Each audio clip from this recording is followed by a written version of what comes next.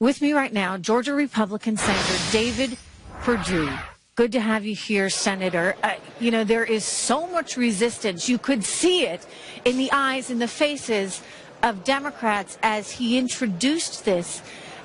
How do you get anywhere on this? I mean, there's a lot of discord surrounding immigration right now. Well, what we saw just 2 weeks ago is how far away from the American people the Democrats are right now. They're out of touch totally.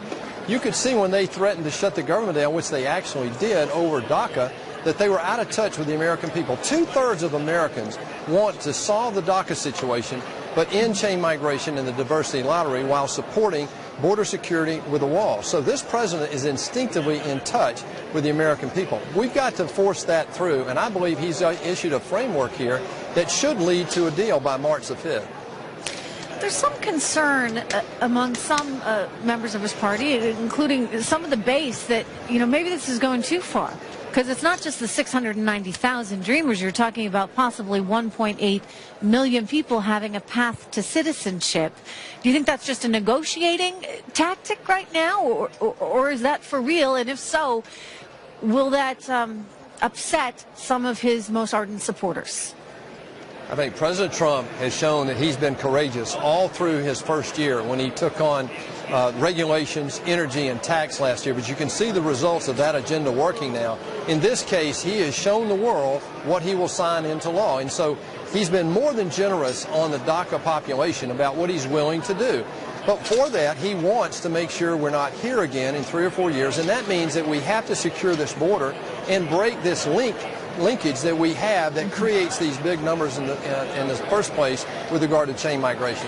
You know, let me just ask you, politically, I don't know how the Democrats quite are going to manage not signing on to some kind of reform for immigration. I mean, if they wind up sending so many young people home, when there was a deal on the table, how's that going to look to their base?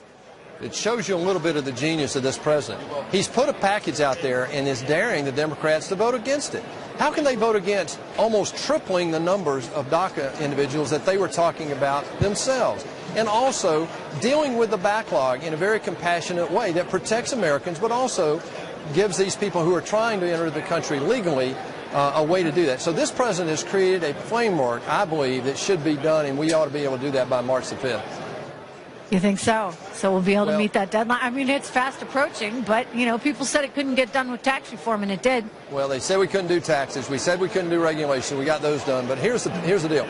After 50 years of an archaic system that does not bring merit-based immigrants into our country for the most part, it's time that we redo this. Bill Clinton wanted that done back in the 90s after Barbara Jordan recommended from her commission that they move to a merit-based immigration system like Canada and Australia have had for decades.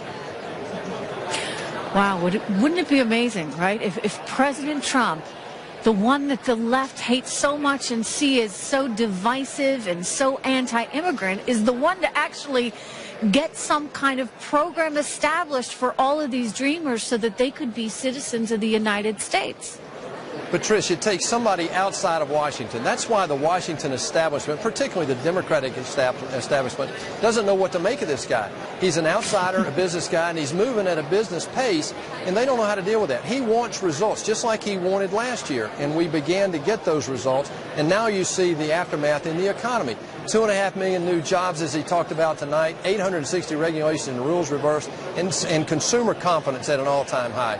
We've got to follow that through this year with infrastructure, immigration, and trade. Wow. Well, that would be some serious results. Thank you so much, Senator. It's good to see you. Thank you for joining us. Thank you.